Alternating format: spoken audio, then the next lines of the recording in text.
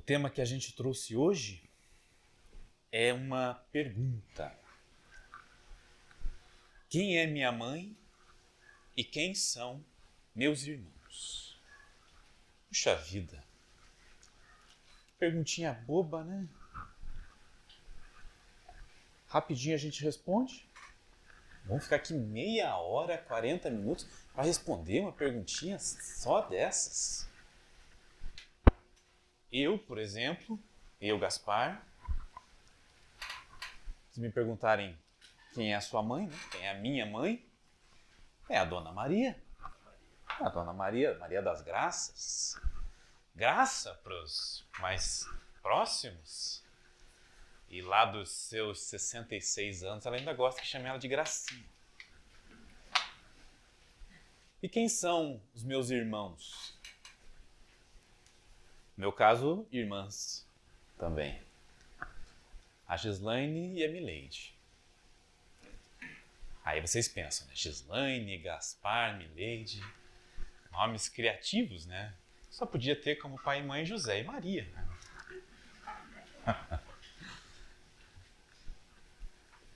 Então é isso. Quem é minha mãe? Quem são os meus irmãos? Uma pergunta direta, objetiva. Cada um de nós aqui responderia do seu jeito, fazendo as suas piadinhas com os seus familiares, relembrando deles. E a pergunta estaria respondida. Mas nós veremos que essa pergunta merece um pouquinho mais de nossa atenção. Principalmente porque ela foi feita em todo um contexto especial. E principalmente porque ela foi feita por Jesus. E a passagem na qual esta pergunta foi feita, ela está narrada em 3 evangelhos: Mateus, Marcos e Lucas. Especialmente no evangelho de Marcos, ele coloca esta passagem mais lá no início do ministério do Cristo. Ele narra ali que Jesus fez a reunião dos 12, né? Escolheu os seus apóstolos. E aí começou já o ministério, pregando, curando os enfermos, em todos os dias da semana, inclusive no sábado. E as multidões, então, já começaram a segui-lo, a buscá-lo, por conta daquela fama, das curas, mas principalmente por conta daquela atmosfera fluídica, magnética que dele saía e atraía todos aqueles que desejavam o bem. E as multidões se faziam. E ele então estava voltando para a sua casa. E aquela turma atrás dele. Eu não falei turba, eu falei turma mesmo. Atrás dele. E os irmãos desesperados, né? Não, ele está fora de si. Não pode tanta gente assim. Não vai ter pão para todo mundo. E o pior, né? Não vai ter pão para mim. Não vai sobrar. Ele está louco. E pior, ele ainda estava falando contra aquilo que a tradição pregava. Ele estava indo de encontro ao que os fariseus falavam. Ele curava, ele trabalhava aos sábados. Que absurdo. E eles tentavam impedi-lo, mas não conseguiam. E ele chegou na casa. E aquela multidão. E entre aquela multidão tinha aqueles já que eram adversários, que estavam preocupados com aquilo que ele representava, a derrubada daquele sistema no qual eles se beneficiavam. E buscavam, então, alguma maneira de pegá-lo, para prendê-lo, para, se possível, até matá-lo. E uns diziam, ele cura, faz essas curas, ele expulsa esses demônios, esses maus espíritos, em nome de Beelzebul. E aí Jesus, sabendo desses pensamentos, dessas conversas, fala, ora, como pode? Beuzebu era uma divindade local ali dos filisteus, né, que eles acreditavam, e ele era tido como o príncipe dos demônios. E aí Jesus diz, se eu expulso os demônios em nome do príncipe dos demônios, não faz sentido. Se um reino se divide e se volta contra ele mesmo, esse reino está fadado a desmoronar. Assim como uma casa que se divide entre os seus membros e um se coloca contra o outro, esta casa não prospera. Ora, então, se não é possível que eu expulse os demônios em nome do príncipe dos demônios, parece lógico que eu expulso em nome de Deus. E se eu afasto esses maus espíritos, então, para que eles sejam acolhidos e recebam o auxílio em nome de Deus, então o reino de Deus está próximo. E aí Jesus está falando isso e lá fora tem uma movimentação. E aí vem uma pessoa lá de fora. Mestre, sua mãe e seus irmãos estão aí no portão, procurando pelo Senhor. E aí Jesus faz a pergunta. Quem é minha mãe? E quem são meus irmãos? Aquele ambiente cheio, lotado de gente, em volta dele, né? Os apóstolos mais próximos, em círculo. Aquele ambiente lotado ficou em silêncio. Sabe aquele silêncio que dá para ouvir o coração batendo? Quando ele fez essa pergunta. Logo na sequência ele responde. Ele diz, quem é minha mãe e quem são meus irmãos? E aí, apontando para aqueles que estavam ao redor dele, diz, eis minha mãe e meus irmãos. Pois todo aquele que faz a vontade de Deus é minha mãe, é minha irmã, é meu irmão.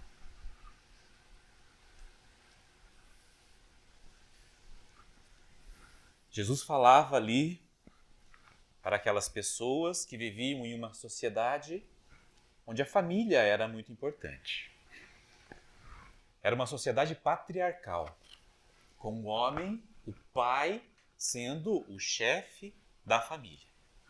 Ele representava a lei. E a mãe representava o amor. Era o veículo de geração da descendência. E os irmãos eram o núcleo familiar, unidos, gerados, criados pela lei e pelo amor. E aí quando Jesus faz aquela pergunta, possivelmente na cabeça deles, ele está negando a família? Isso não faz muito sentido. Ele está negando a família. E muitos ainda hoje que se opõem ao cristianismo como um todo, aos cristãos, usam essa passagem como um dos argumentos para dizer, é esse o Cristo que vocês seguem? Que nega os seus irmãos? Que nega a sua própria mãe?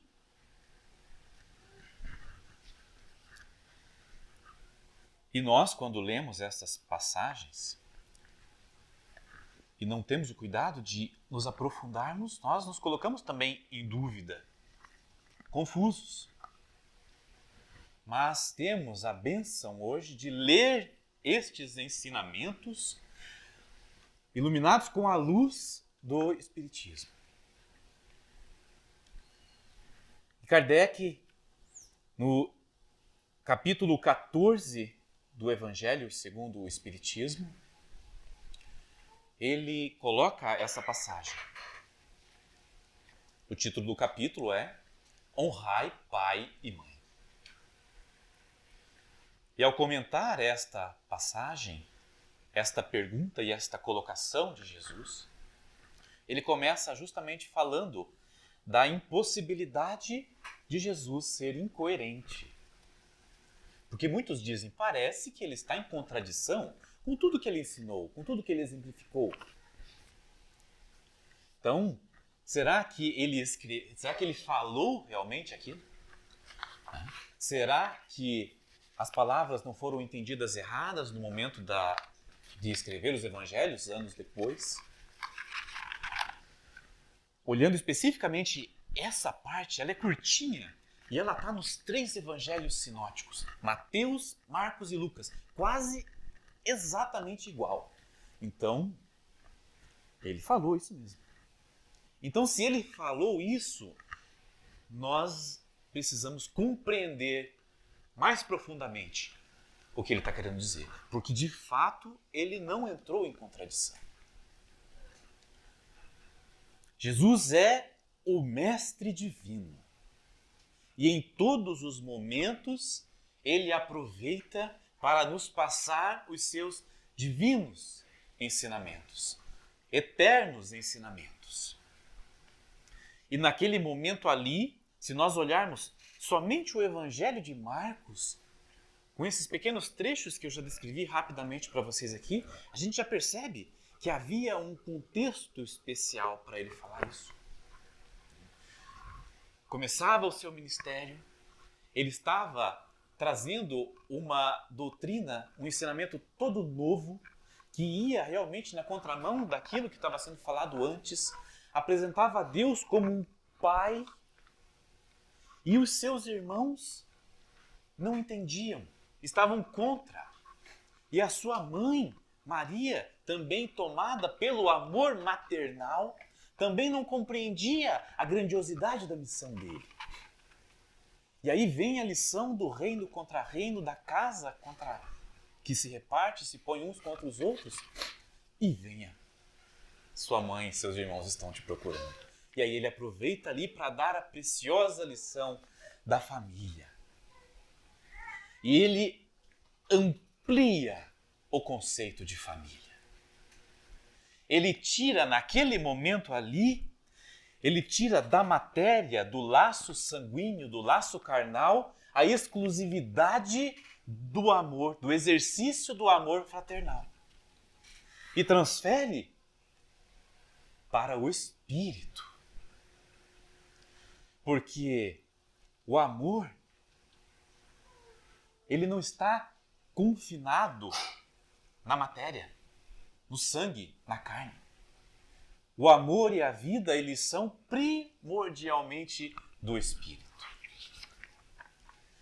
E quando nós falamos de Espírito, nós temos que recorrer ao Espiritismo.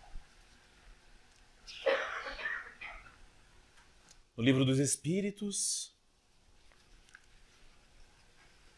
nos é ensinado que o Espírito, ele é um dos 3 elementos da Trindade universal. Deus, Espírito e matéria. O Espírito,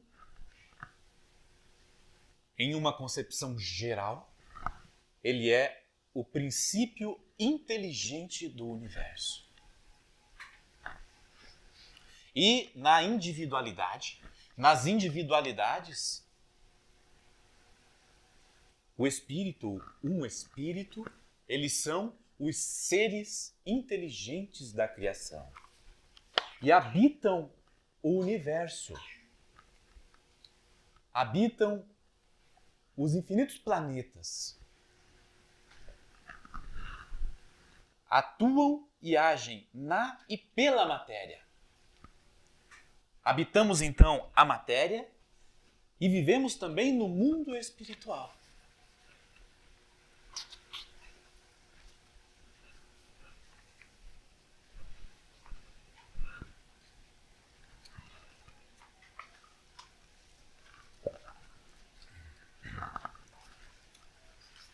E temos a inteligência. Dotados de inteligência e principalmente da consciência dessa inteligência, nós vivemos e estabelecemos relacionamentos uns com os outros. na vida material, na vida física e principalmente na vida espiritual. Principalmente na vida espiritual, porque o espírito ele é criado para a vida espiritual. Quando Deus, o Pai Criador, nos cria simples e ignorantes, nos cria para a vida espiritual. E ali iniciamos uma jornada, então, de descobertas, de experiências, de aprendizado, de evolução, para que consigamos chegar, então, um dia no nível de felicidade plena. E para passar por toda essa jornada, são fundamentalmente necessárias as passagens pela matéria, as reencarnações. E quando reencarnamos, quando acontece a fecundação, naquele momento não é o espírito da mãe e o espírito do pai que criam o espírito. Não. O espírito já existia antes. Naquele momento acontece a ligação. Agora, o corpo físico, sim. O corpo físico é formado, é criado naquele momento por uma parte do corpo físico do pai e uma parte do corpo físico da mãe. E naquele momento, onde ocorre a primeira ligação do espírito reencarnante naquele novo corpo físico, acontece também uma ligação de amor. Porque isso é uma lei. No Livro dos Espíritos é descrita como a lei de reprodução. O mecanismo pelo qual nós, os espíritos, temos que reencarnar, precisamos reencarnar para nos aperfeiçoarmos, para cumprir a nossa missão, nos melhorando, nos preparando para a vida espiritual. Então, como ela é uma lei natural, é uma lei divina, é uma lei de Deus. Então, é uma lei de amor. E naquele momento ali, ocorre uma ligação de amor. Um amor que a gente quase não consegue descrever. Ele é automático. Ele é instantâneo. Quando nasce uma criança, nasce também um pai, nasce uma mãe, mas antes disso nasce o amor que une. Tanto o pai como a mãe, como os irmãos no núcleo familiar. E esse amor, a gente sabe, ele é um amor muito forte. Muito forte.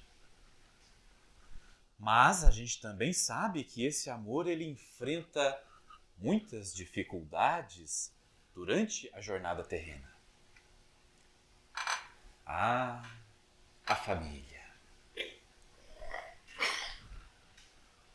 Como pode dois irmãos, nascidos na mesma família, do mesmo pai, da mesma mãe, criados do mesmo jeito, do mesmo modo, com o mesmo amor, tão diferentes?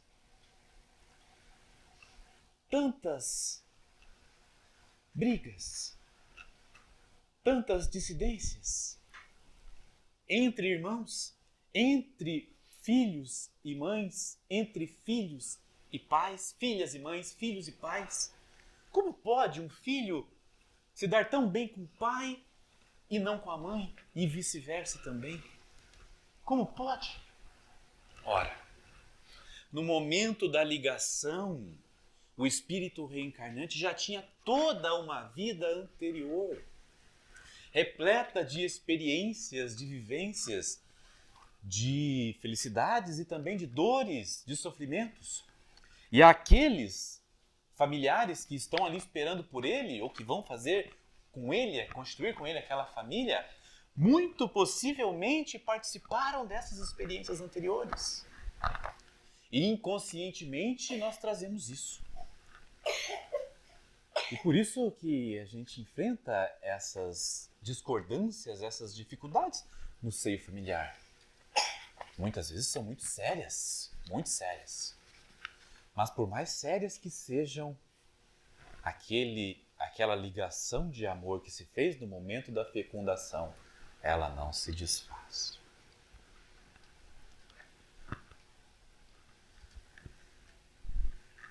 E o contrário também existe. Quantas vezes...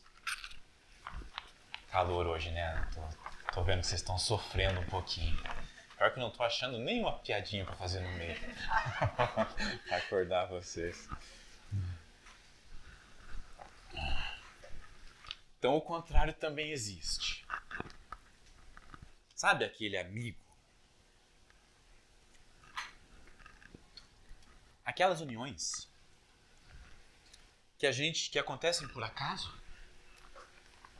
que dois seres se aproximam e gostam de estar juntos, começam a conversar e somente a presença um do outro ali perto já é algo que faz bem. Eu não estou falando só na relação homem e mulher, né? Estou falando da amizade num todo. Quantas relações são assim, não é? De só conversar com a pessoa, só de estar do lado, traz aquela sensação boa de bem-estar. Ah, os amigos.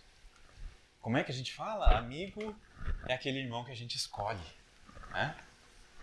É? A gente não escolhe, assim, né? Não é tanto a nossa vontade. Na verdade, sim, a aproximação é feita por afinidade. Afinidade não sanguínea, não material, né? Porque não existe o laço, mas a afinidade espiritual. Porque esses espíritos também, antes da encarnação, tiveram toda uma experiência. E essa experiência pode ter sido muito positiva em vidas passadas. Então, com os mesmos anseios, os mesmos valores, os mesmos objetivos, os mesmos entendimentos de vida, são espíritos afins e têm uma sintonia quase que natural. E sabe o que pode ser curioso? É que essa afinidade que veio de vidas passadas, muito provavelmente, quase certamente, nasceu 5, 6, 7 encarnações passadas no seio familiar, no laço sanguíneo. E talvez, quem sabe, antes disso eles tiveram desavenças. Sérias desavenças. E naquele momento, naquela bênção daquele momento da ligação, da reencarnação, fez-se o laço de amor pela conexão na matéria. E aquela vida em família foi a chance, a oportunidade para a reconciliação, para se aparar as arestas e para erros que pareciam imperdoáveis quando cometidos por pessoas desconhecidas. Quando há conexão familiar, ele pode ser superado. E aí aquele laço sanguíneo se converte em laço espiritual. Porque aí eles estão unidos não mais pela matéria, não mais pela carne, mas em espírito.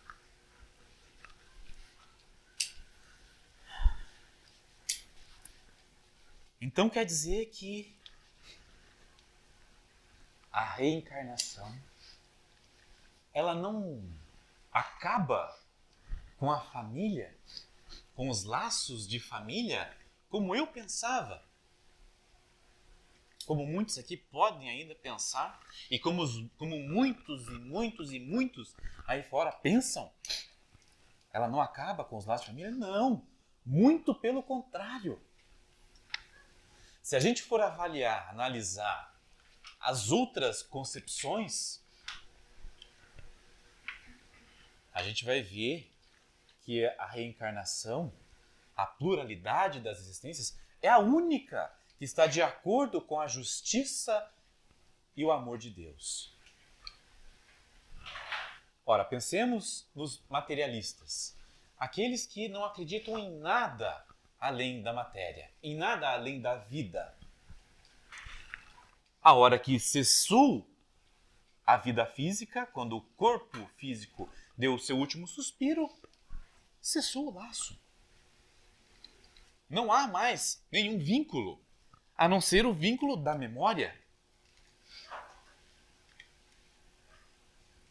Se não existe mais a continuação daquele ser que amamos. Por outro lado, na doutrina mais clássica das religiões mais clássicas, depois do fim da vida, nós estamos destinados, a grosso modo, às penas eternas ou aos gozos eternos, ao inferno eterno ou o paraíso eterno. E o para onde a gente vai depender do que a gente fez aqui, em uma única existência. E daí pode acontecer de dois seres que se amam da mesma família, um cumpriu com a vontade de Deus ou com aquela lista, com aquela receita de coisas que se pode fazer e não fez aquela lista de coisas que não se pode fazer. E o outro fez o contrário. E daí um vai para o paraíso e o outro vai para o inferno. E o laço de família? Como é que fica? Eu, particularmente, não ficaria satisfeito. Vou fazer um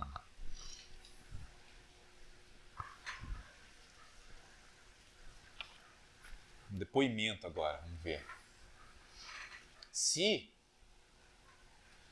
tudo que a gente fala aqui está errado, se tudo que eu acredito está errado, e acontece desse jeito, eu digo para vocês, se um filho meu foi a vida toda por um lado e vai ser condenado ao inferno e eu vou para o paraíso, eu assumo o compromisso aqui com vocês hoje. Eu troco.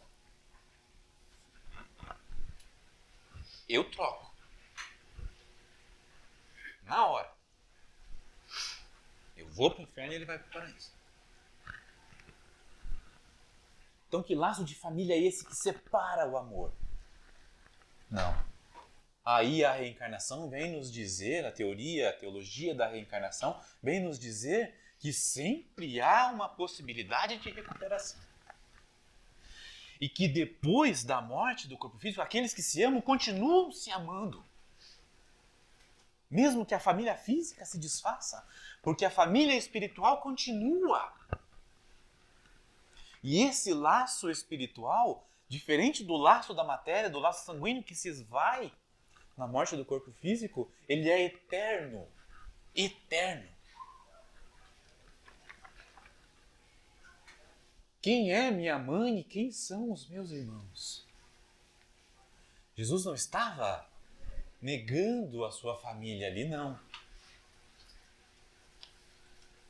Ele estava ampliando o conceito de família, dizendo que a família é a família espiritual. E todos aqueles que fazem a vontade de Deus, a vontade do Pai, é a sua mãe, é a sua irmã, é o seu irmão, é a sua família espiritual, porque estão em afinidade com Ele. E Ele não deixou a família de fora. Não. A mãe e os irmãos estão cobertos pelo seu manto de luz. Estão envolvidos pela sua aura de amor. E continuam constituindo com Ele também a sua imensa família.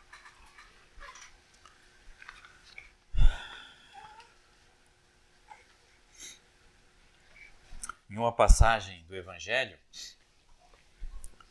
um jovem chega a Jesus e pergunta o que é preciso para ser salvo.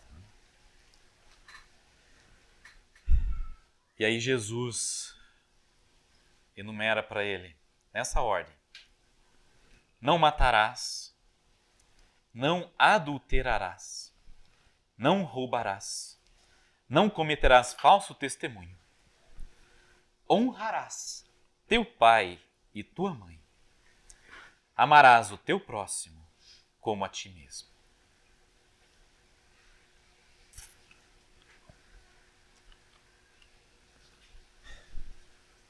honrar pai e mãe, amar o próximo como a si mesmo. E esse próximo, num primeiro momento aqui, hoje a gente quer essa reflexão. O próximo é esse próximo mesmo, que está do nosso lado agora, na nossa família. Aquele que a gente olha sempre a parte ruim, né, Dani? Ela falou que o que ela ia ler não tinha nada a ver com o que eu ia falar hoje. Aquele que está junto de nós e que a gente sempre olha a parte ruim. A gente sabe que tem a parte boa, mas a gente não. Porque, não sei, né? Por que a gente não fala para o nosso irmão, para o nosso pai, para nossa mãe, aquilo que ele tem de bom, aquilo que a gente gosta, aquilo que a gente ama? Via de regra, a gente não fala. Se alguém aqui fala, parabéns. Mas por que a gente não fala? Vergonha? Timidez? Ora, que Deus nos dê falta de vergonha para que possamos fazer esse tipo de coisa. Amar esse próximo que está junto de nós. Diminuir essa distância que muitas vezes temos, e nós sabemos que temos em nossa família, por conta das divergências passadas. Ah, quantos problemas, né? Eu nem quis trazer exemplos aqui, justamente porque cada um de nós, cada um de vocês, tem na cabeça esses problemas. Mas também temos as coisas boas. E eu volto a enfatizar aqui, apesar de todos os problemas, apesar de todas as diferenças, aquele amor, ele continua. Porque um filho que não fala com a mãe, uma filha que não fala com o pai, quando um sofre algum tipo de acidente ou fica doente, o outro vai correndo. Se não vai, tem que ir. Tem que ir para corrigir, para aproveitar a oportunidade e transformar aquele laço ali em um laço maior. Para que possamos seguir o caminho do Cristo, nos ampliar em capacidade de amar.